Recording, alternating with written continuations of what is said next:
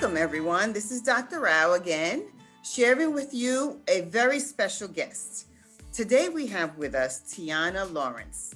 Tianna is the McCaskey class of 2020, and she was very involved in multiple things in the district. She was a member of the equity design team. She also was the president of the Black Student Union. So Tianna is now a student at Howard. So congratulations to Tianna. And as we continue to celebrate Black History Month, we wanted to reach out to Tianna to hear about your experience at Howard University, which is one of the largest historically Black colleges and universities. I understand that you've been virtual this past year, which impacted your typical college experience. Tell us what it's been like. Well, Dr. Rao, thank you for having me here, by the way. Yes, my year has definitely been impacted. I would say in good and bad ways, because I've saved a lot of money this year being home. How my financial situation for school is they covered tuition and I got scholarships from McCaskey. So I never had to really use my scholarships from McCaskey because I didn't have to pay for housing or anything. So basically this whole year was free for me. On a negative aspect, it's just different online. Like, it's not the same engagement. I feel like it's just not the same. I'm still motivated, but it's just not the same as it was before because I'm just like in bed most of the time during my classes. So I would just say just not the human contact and being with students in a classroom. And like, college is not just about the classes, it's about the experience. And I feel like students being at home, definitely we got robbed of our college experience. So I would say it has its pros and its cons, but I save money, so I think that outweighs that. Wow, that's very important. And it's good that you saved money, absolutely. But I understand, like you said, college is about having a college experience. Right. So let's all pray that next year you have a typical, real college experience where you're on campus and doing all of those things. So, Tianna, do you feel you were prepared by McCaskey for your post-secondary education? Yes, I definitely think I was prepared because while I was at McCaskey, I was taking college classes. I actually left McCaskey with 22 college credits, which transferred into Howard for me.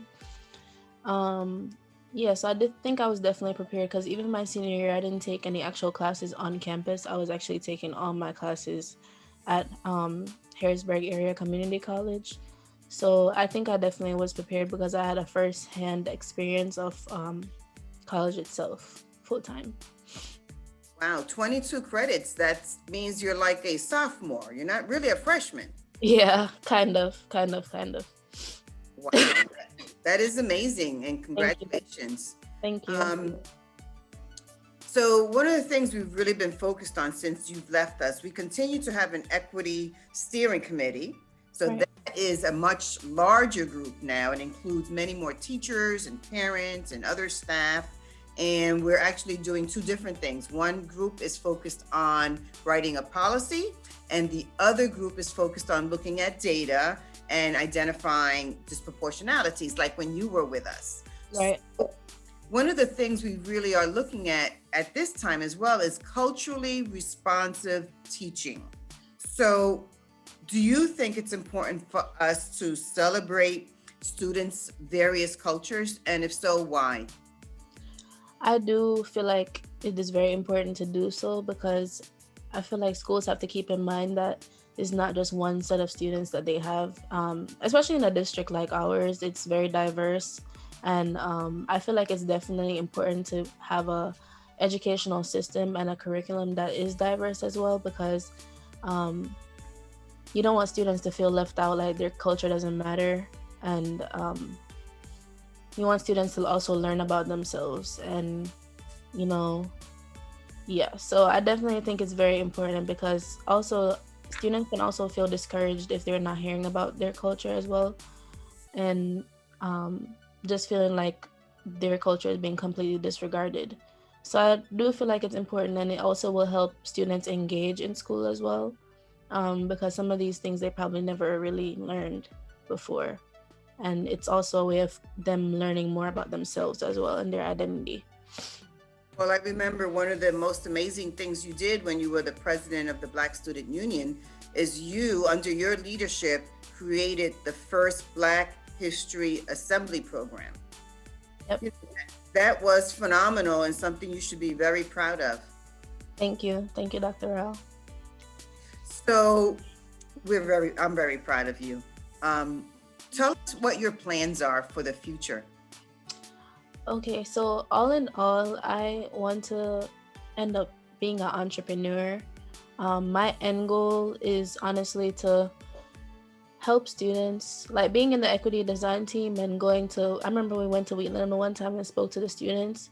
I feel like that cultivated within me like this feeling of wanting to be there for students that need help and motivation. And that's one of my goals, to go around to different schools like ours, to be that person that students can relate to motivate them. And even if I don't get paid for it, that's fine. That's why I'm trying to set myself up in a way that I'm financially, basically have financial freedom so that I can be able to do this, and start I want to start a program across the US where I go to different schools and motivate students and build relationships with them, because it only takes one person to believe in someone to really change their life forever, and that's very important. My short-term goals, I'm going to Howard right now for my bachelor's in nursing, so I'm going to start off my career working as a NICU nurse, so service to babies that are premature and need help. It's very rewarding giving yourself to service and all that. So I definitely want to start off doing that, and I'm gonna look into doing travel nursing as well because I like traveling. And yeah, so I'll travel across the US doing nursing assignments and stuff like that. And sorry, my little sister's back. That's okay. So it's really been great just talking to you, and I know you'll be able to make all of those dreams come true. You are already a role model, Tianna, and don't forget that. And know that we are here for you. I'm here for you and to support you in your continued development. Thank you for being here. Thank you. Thank you, Dr. Rao. And I'd love to come back to SDOL someday to speak to students and all that someday. So we could talk about that later. Yes, absolutely. Yeah. That's a great idea. Thank you. All right. Sounds good. Thank you for interviewing me. Have a good day. Thanks. You too.